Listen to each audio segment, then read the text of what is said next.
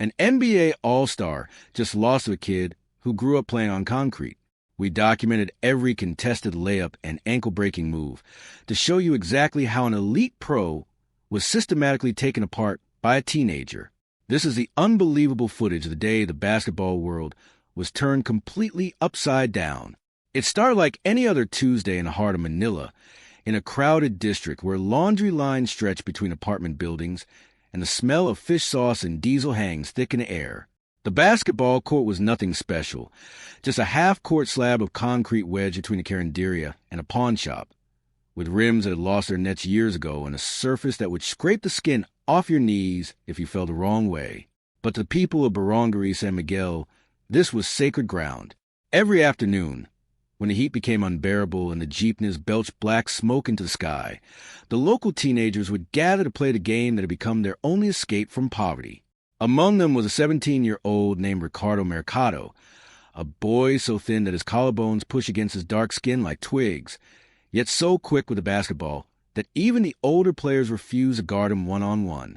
Ricardo had never played on a hardwood floor in his life. He had never worn a pair of basketball shoes that cost more than $20. He had never been coached by anyone except his older brother, Andres, who worked 12-hour shifts at a tire shop just to keep food on the table. But what Ricardo lacked in resources, he made up for with a hunger that could not be measured. Every morning before school, he would dribble a half-deflated ball through the narrow alleys, weaving between tricycles and stray dogs, his bare feet slapping against the hot pavement. Every evening after his brother came home from work, they would practice until the streetlights flickered on, running through drills that Andres had learned from watching old NBA tapes on a cracked smartphone. The brothers shared a single mattress in a room the size of a closet, and on that mattress, they dreamed of a future where Ricardo's talent would lift them both out of the dirt. But dreams are dangerous things in a place like San Miguel, because they make you believe that life might actually give you something, and that belief can break you worse than any fall on concrete ever could. The news of the NBA star's arrival spread to the neighborhood faster than a fire in a shanty town. His name was Webb, a 32-year-old forward who had just been named to his 6th All-Star team, a 7-foot giant with shoulders like a refrigerator and a smile that had graced 100 magazine covers. He was in Manila for a sponsorship tour, shaking hands with politicians and visiting shopping malls. But on his last free afternoon, his handlers had made the mistake of mentioning that the Philippines had some of the most passionate street basketball in the world. Marcus, who had grown up on the courts of Chicago and never lost his love for raw, unpolished competition, asked to see the real Manila, not the tourist version.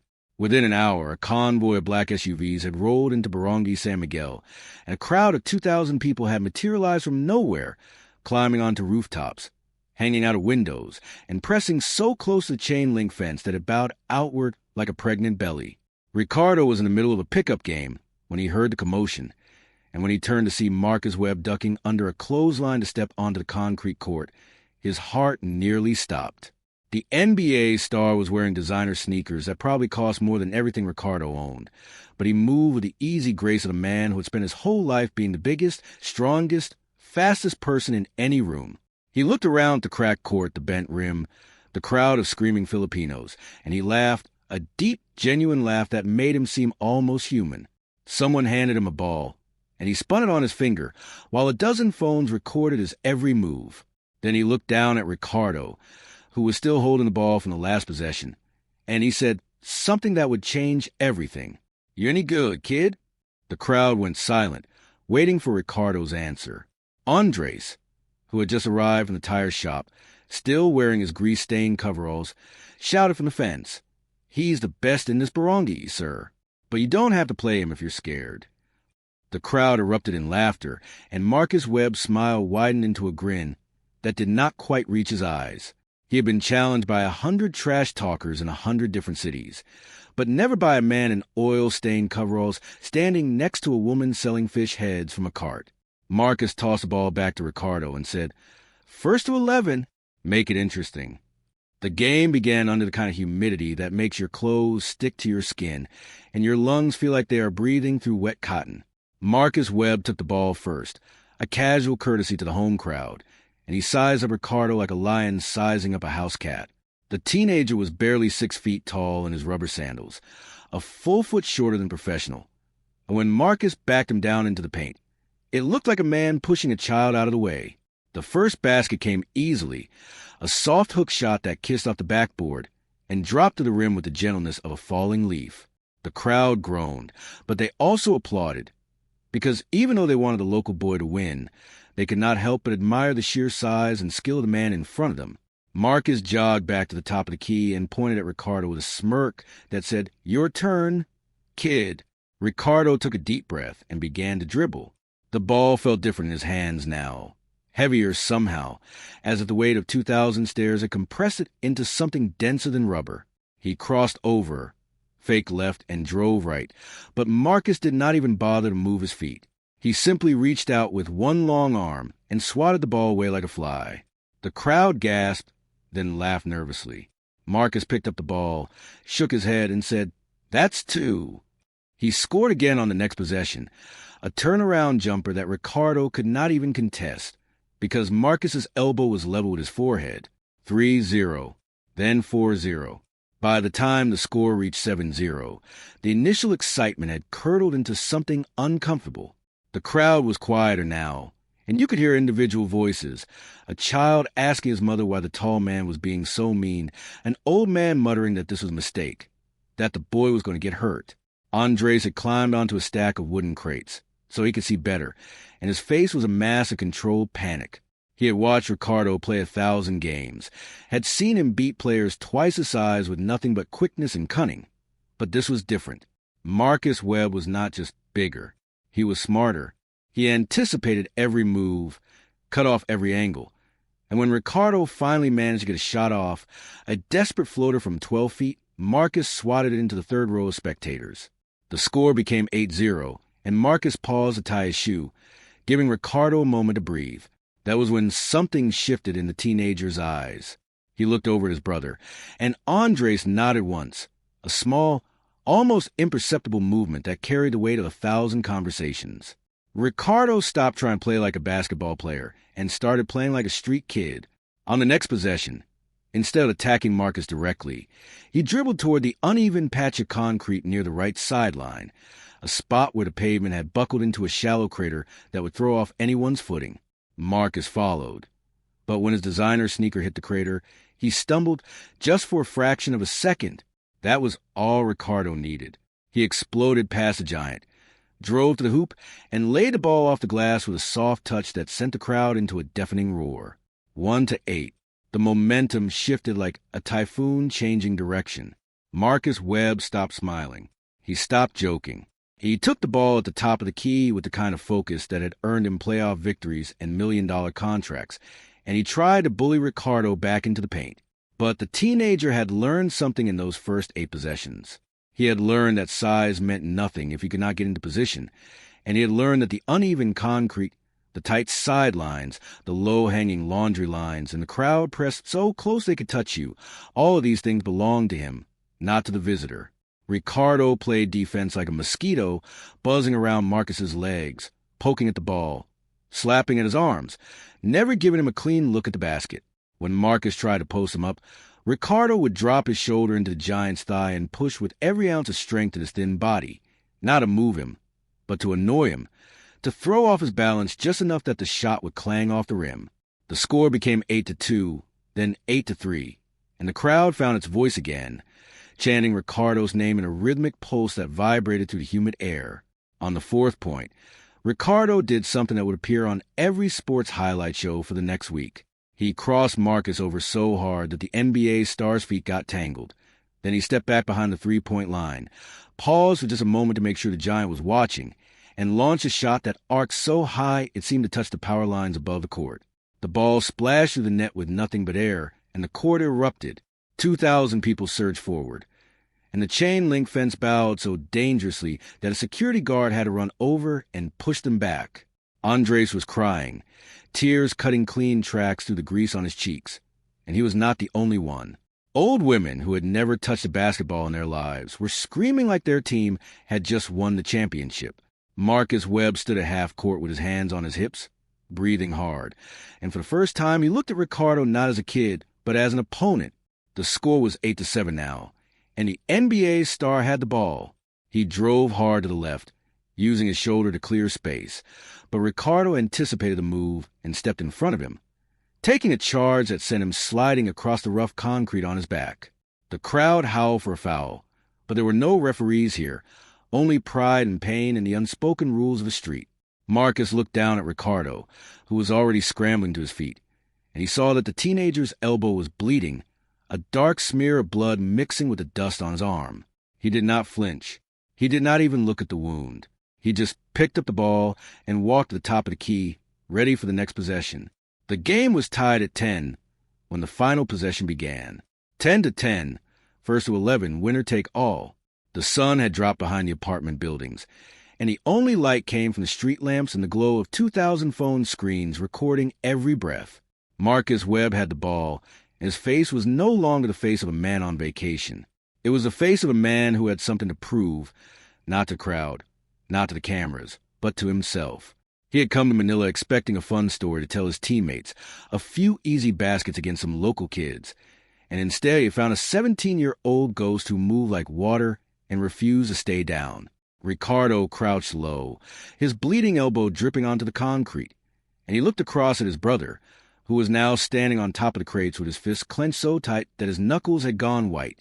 The crowd was silent now, the kind of silence that comes before a storm, when the air itself seems to hold its breath. Marcus began his move. He drove right, faked a crossover, and spun left, a sequence that would have left 99% of defenders on the ground. But Ricardo was not 99% of defenders. He had been practicing against Andres' clumsy post moves for 10 years, and he had learned to read the hips, not the eyes, because the hips never lied. He stayed with Marcus through the spin, sliding his feet across the rough concrete, and when the NBA star rose up for a 10-foot jumper, Ricardo was there, his hand outstretched, his fingers grazing the bottom of the ball just enough to alter its trajectory. The shot clanged off the rim, hard, and both men crashed to the ground fighting for the rebound. Ricardo got there first, not because he was stronger or taller, but because he wanted it more, because the ball had always been the only thing in his life that had never hurt him. He came down with the rebound, stumbled, caught himself, and then he did something that nobody in that crowd would ever forget. He looked at Marcus Webb, who was still on one knee trying to get up, and he smiled. Not a mean smile, not a cocky smile, but the smile of a boy who had just realized that giants could bleed too. Then he dribbled out to the three-point line, planted his feet on the same uneven patch of concrete that had tripped Marcus earlier, and rose up for the shot. The ball left his hands in a perfect spiral, spinning backward with just the right amount of arc, and for one eternal second, the entire world seemed to freeze. The ball hung in the air above the power lines, above the laundry, above the rooftops full of screaming fans, and then it dropped through the net with a sound like a whisper. 11-10. Game over. The court stormed so fast that Marcus Webb was knocked off his feet and swallowed by a sea of brown arms and white smiles. Andres reached Ricardo first, wrapping his brother in a hug so tight that the blood from the teenager's elbows smeared across both their shirts. They fell to the concrete together, laughing and crying, and saying words that neither of them would remember later. And in the middle of all that chaos, Marcus Webb picked himself up off the ground, dusted off his designer sneakers, and walked over to the two brothers. He reached down, pulled Ricardo to his feet, and hugged him the way an older brother hugs a younger one after a hard-fought game of one-on-one in the driveway. Then he looked at the crowd, at the phones, at the cameras, and he said something that would be translated into a dozen languages and shared millions of times. "That kid right there," he said, pointing at Ricardo with a trembling finger, "is better than half the guys in my league. And I'm not joking." The crowd roared again and the night swallowed the sound, but the image of that moment, the giant and the ghost, the NBA star and the street kid, would never fade. The video hit the internet at 11:13 that night, and by sunrise, it had been viewed 50 million times. The footage was grainy and shaky, shot from a dozen different angles by phones that cost less than $100, but the raw emotion of it transcended any technical limitations. You could see the exact moment when Marcus Webb stopped playing around, the exact moment when Ricardo's bleeding elbow caught the light, the exact moment when the ball dropped the net and the world turned upside down. Sports channels interrupted their regular programming to show the clip. NBA players tweeted about it from their mansions and private jets. Commentators debated whether the game had been fixed, whether Marcus had let the kid win, whether the court conditions had given Ricardo an unfair advantage. But the people of Barangay San Miguel knew the truth because they had seen it with their own eyes. Ricardo Mercado had beaten an NBA All-Star, not because of luck or trickery, but because he had spent his whole life learning to play on a surface that would have broken a lesser player's ankles. He had learned to dribble through crowds that would have made a point guard dizzy. He had learned to shoot over defenders who were always taller, always stronger, always better fed. And on that Tuesday evening in Manila, all of that learning had paid off in a single, perfect, impossible moment. The aftermath of the victory was both beautiful and brutal. Within a week, Ricardo had been offered tryouts by 3 different Philippine Basketball Association teams, as well as a development deal from a sports agency that represented some of the biggest names in the world. News crews from Japan, Australia, and the United States descended on Barangay San Miguel, turning the narrow alleys into a circus of cables and cameras. Andres quit his job at the tire shop because suddenly there was money, not a lot by American standards, but enough to move out closet's size room and into a real apartment with 2 bedrooms and a refrigerator that made ice. Their mother, who had been working as a maid for a wealthy family in Makati, came home for the first time in 3 years, and the 4 of them, Ricardo, Andres, their mother, and their younger sister, ate dinner together at a table that did not wobble. For a few weeks, it felt like a fairy tale. But fairy tales have a way of turning dark when you least expect it, because the same hunger that had driven Ricardo to beat Marcus Webb was the same hunger that would now try to destroy him. The pressure came from every direction at once.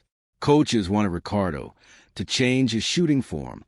Agents wanted him to sign contracts he could not understand.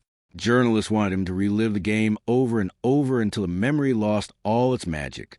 And everywhere he went, people recognized him, not as a skinny kid from San Miguel, but as the boy who had humbled an NBA star. Some of them loved him for it. Others resented him.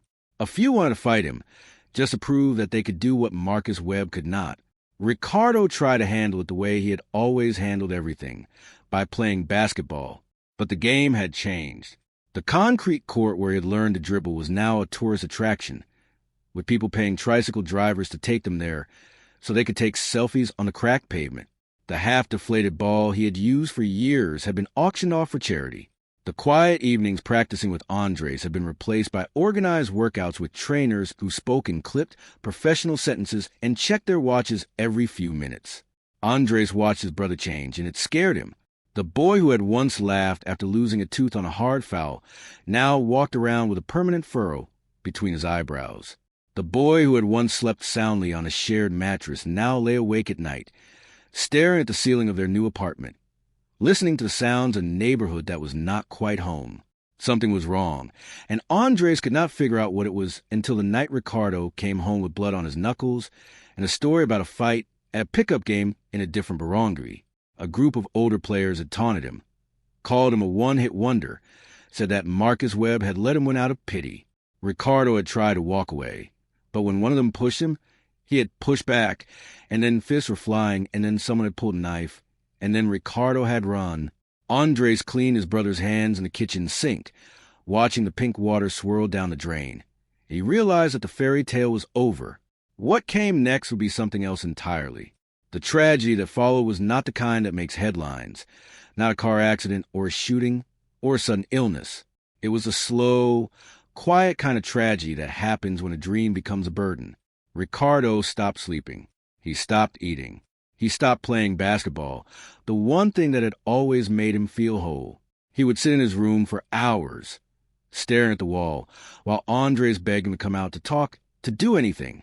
Their mother tried to help, but she did not understand what was happening, because in her world, success meant money and money meant safety, and Ricardo had both. So why was he not happy? The answer was simple and devastating. Ricardo had not become famous because he was the best basketball player in the world. He had become famous because he had beaten an NBA star on a cracked concrete court in Manila, and no matter how hard he tried, he could never do it again. The game had been a perfect storm of conditions: the uneven pavement, the tight crowd, the element of surprise, and Marcus Webb's initial complacency.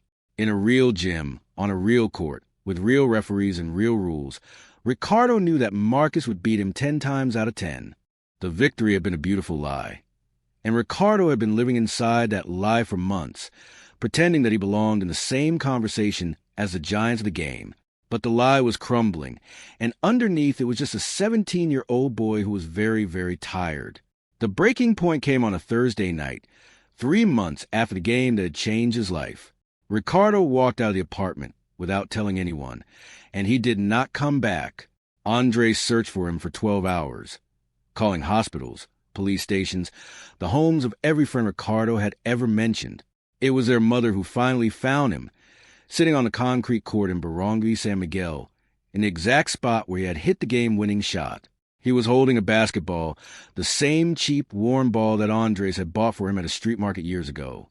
And he was crying, not the quiet cry of a boy who has skinned his knee, but the loud, heaving sobs of someone who has lost something he can never get back. Their mother sat down next to him on the cracked pavement, and she did not say anything. She just put her arm around his thin shoulders and held him while the street lights flickered on and the neighborhood went about its business around them.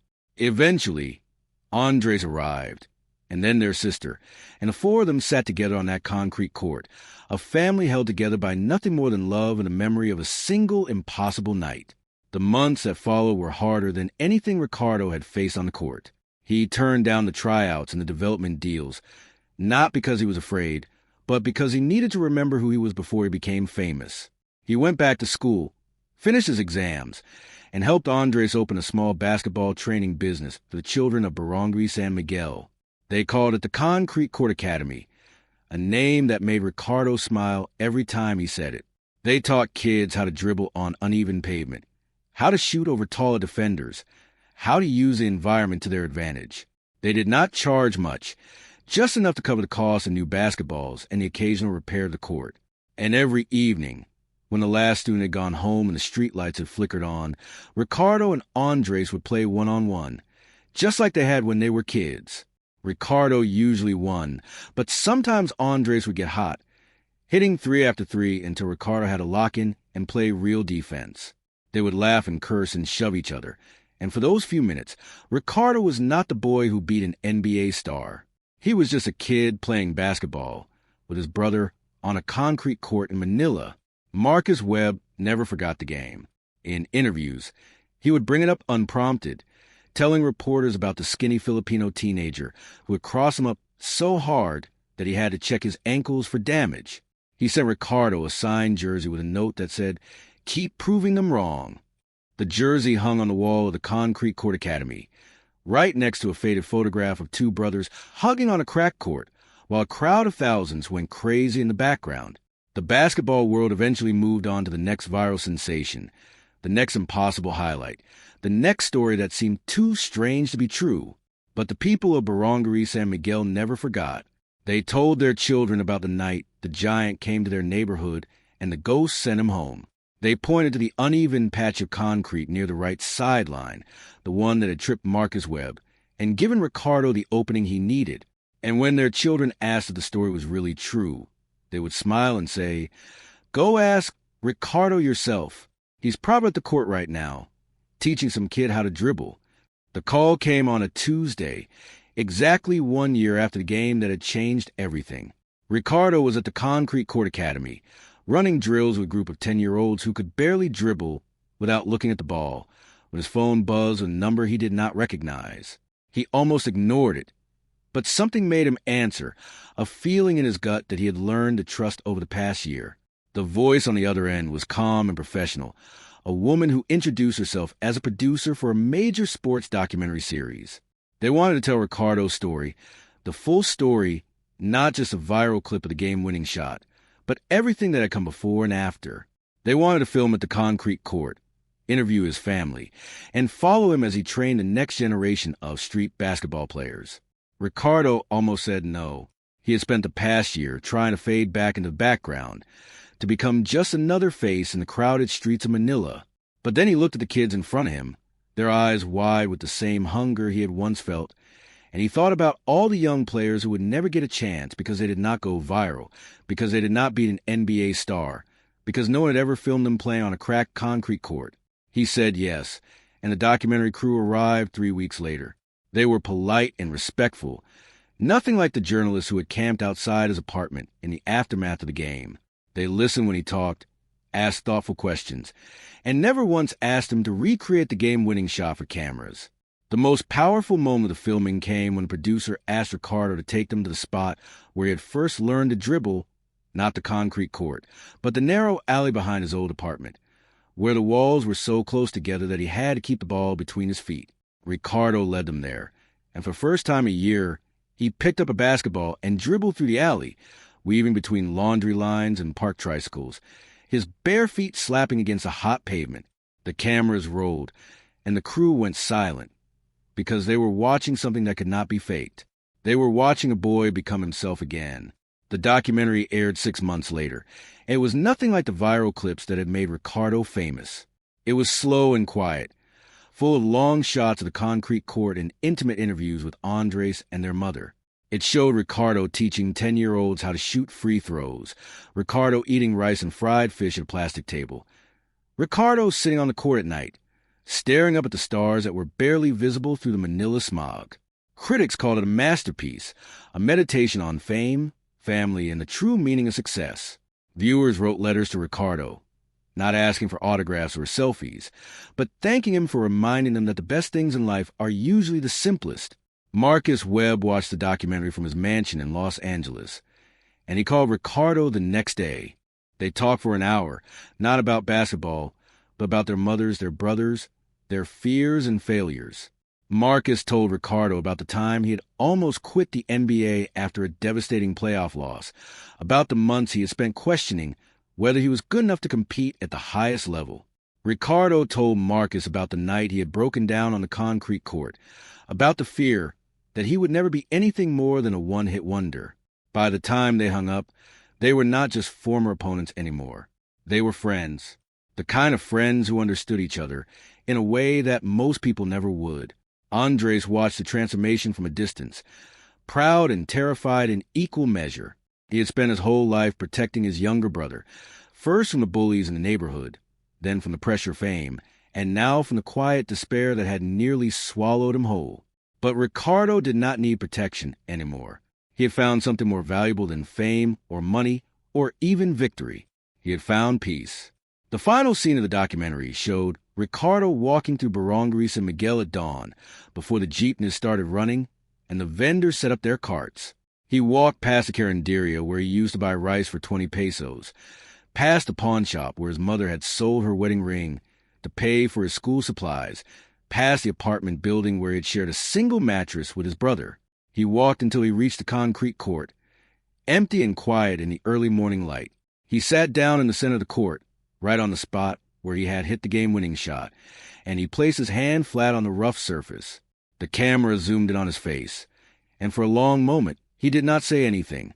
Then he smiled, a small, sad, beautiful smile, and he said, "This court took everything from me, and then it gave everything back." The screen faded to black, and the credits rolled. The basketball world had been shocked by an unexpected result, a giant falling to a ghost on a cracked concrete court in Manila. But the real story was never about the game. It was about a boy who learned that winning was easy, but becoming who you were meant to be was the hardest thing in the world. Ricardo Mercado never played in the NBA. He never signed $1 million contract or appeared on a magazine cover. But he built something that would last longer than any highlight reel.